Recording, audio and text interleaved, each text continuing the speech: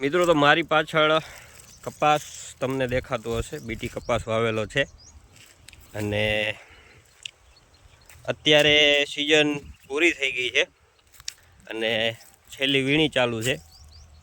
તમે પાછળ જોઈ શકો છો, એ બાજુ પાછળના ભાગમાં બીટી વીણાઈ ગઈ છે ને અત્યારે તમે આ કપાસ જોઈ શકો છો આ ટાઈપનું.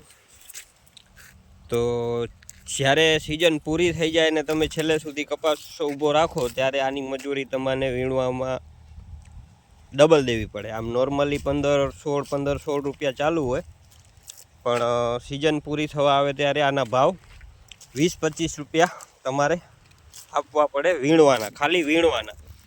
એનું કારણ એ છે કે બીટી બહુ ઓછી ઉતરે, મજૂરોને ટાઈમ વધારે લાગે, જેથી કરીને એ લોકો એના ભાવ વધારે લેતા હોય છે. તો પાછળ તમે ખેતર જોઈ શકો છો અને ત્યાં મજૂર પણ બીટી વીણે છે.